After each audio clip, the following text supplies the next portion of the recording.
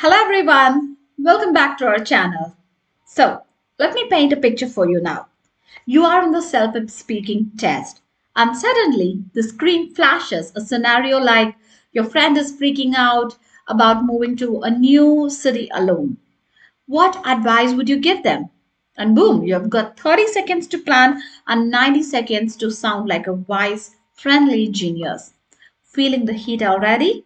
Don't worry. Today, I've got simple yet powerful strategies that will help you own this task. So let's dive in.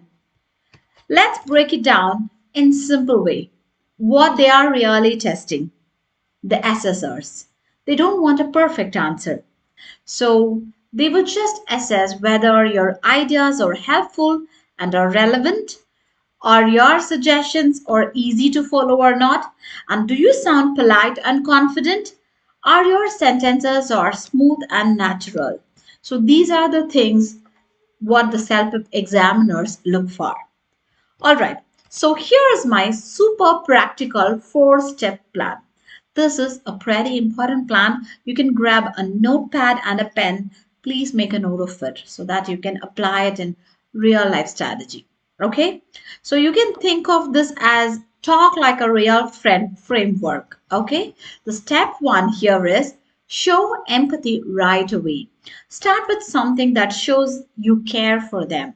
Say things like, I totally understand how you're feeling.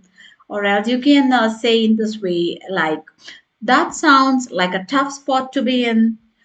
You are definitely not alone. Many people feel this way because this instantly sets a friendly and a supportive tone, and that's what examiners love. The second step is offer two or three real suggestions. Don't go on a long rant. Instead, give two or three clear and useful tips. Each one should sound something like a real person could actually do. You can use signposting to introduce each idea. For example, one thing you could try is another helpful step might be finally, I would suggest. So use the signposting words, okay, or the phrases.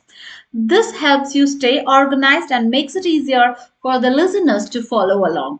And the third step is add a reason or example after each suggestion. Never just give advice. You have to back it up with either a logical reason or a real life example.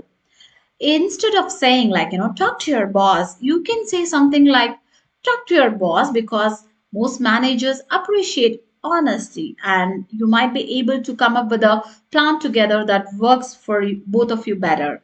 So you can find out the difference, right? When you're just telling talk to your boss, it's just you're giving a plain advice. But if you're backing up with a logical reason, that sounds smart, caring, and real. Got it? And finally, the step four, end on a positive note. So wrap it up by showing support and confidence in the person. You can say phrases like, I'm sure things will work out, or you just need to take the first step. I really believe you will handle this well. So use the phrases that show support and confidence because tone matters. So end it in a strong way. Now, let's break this down in practical terms. When we are talking about the high scores, what does it actually mean? You have to follow these strategies. What does it mean? First thing is use natural but precise vocabulary. You want to sound like a real person, not a textbook or a robot. Say burned out instead of tired. Say set boundaries instead of say no. And you can recharge mentally instead of relaxing. So ease into it instead of start slowly. So use phrase that match the situation that you're talking about. Got it? And vary your sentence structure. Don't start every sentence with you should, you need to. Mix it up with one thing that might help is or if I were in your shoes. So you can really show empathy, right? And what I have seen work really well is so you can also include few complex sentences such as even though it might feel awkward at first, Speaking honestly can actually build trust and respect. So it's just an example I'm giving. That's the kind of sentence self-help loves. Use words that sound kind, understanding, and positive, like supportive, encouraging, realistic, respectfully. Okay?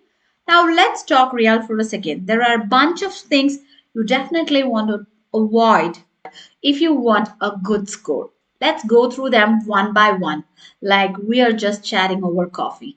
The first and foremost thing here is don't speak like a robot.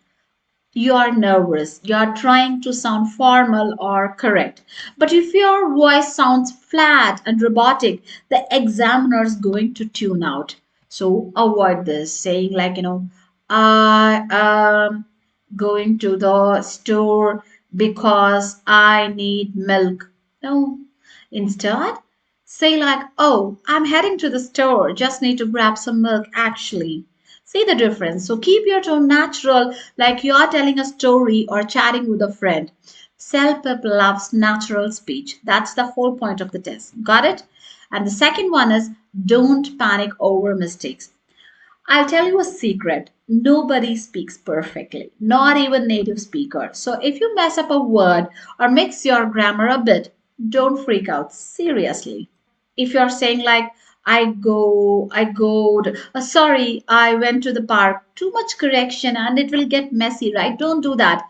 Better than that, you can just say I went to the park, oh yeah, just last weekend. Smooth it over and keep going. And avoid long awkward phrases. Don't use too many fillers. Mm, uh, you know what I mean? So, too many pauses or filler words can kill your fluency score. It's totally okay to take a second to think, but don't freeze. So, instead of saying, so I think, mm, you can try saying, like, okay, here's what I think. One way to fix the issue might be.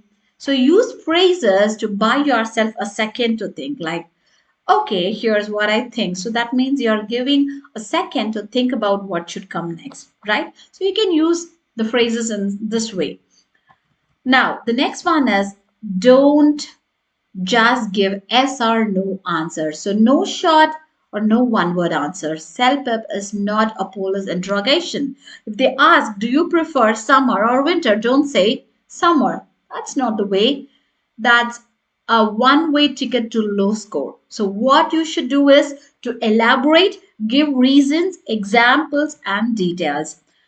So instead of saying summer, you can tell, oh, I definitely prefer summer. I love the warm weather and get to go hiking, swimming, and just be outdoors more. Winter's nice, but I honestly hate shoveling snow. Boom, now we're talking, right? So do that way. And also avoid being too short or too long.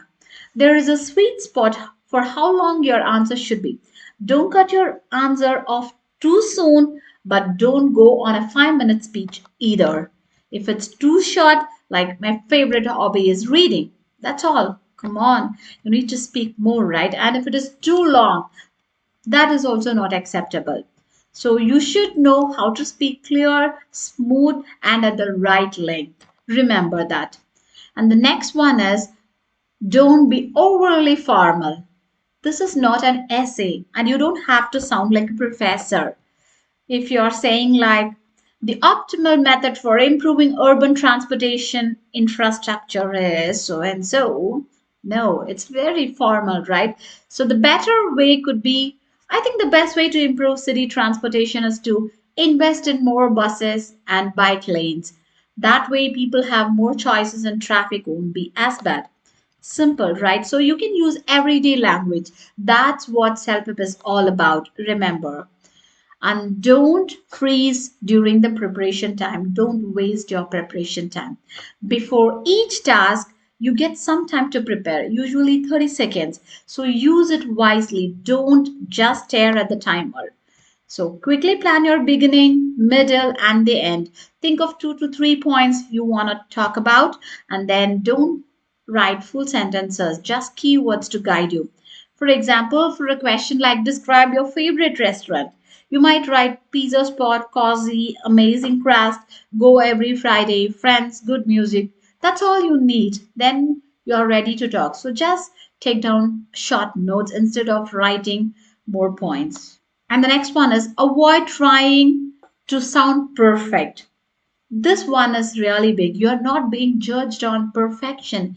You're being judged on communication. So even if your grammar is not 100% or your accent is noticeable, it's okay as long as you're clear, confident, and coherent. Honestly, native speakers make grammar mistakes too. What matters more is, can you express ideas clearly? Can you speak smoothly? Can you stay on topic? If yes, you're golden. And the ninth one is, don't forget to show your personality. Look, CELPIP does not want boring, robotic answers. They want to hear you, your personality, your stories, your opinions. So don't be afraid to show emotions or enthusiasm. If you love something, say it like you mean it. Oh man, I love sushi. Like, seriously, I could eat it every day if I could afford it. So it could be like fun, human, natural. That's how you win CELPIP. And the final one is, don't ignore the structure. Even if you're speaking casually, your answer needs a structure. A messy, all over the place answer will lose you points. Try the simple point, reason, and then example, then the conclusion format. Got it? And that's all for today's video. Remember all the points and the strategies that we have covered in this video. When you apply this in the exam, then your score will boost up like anything. Kindly like, share, and subscribe for more self-help tips. See you in the next video. Bye bye.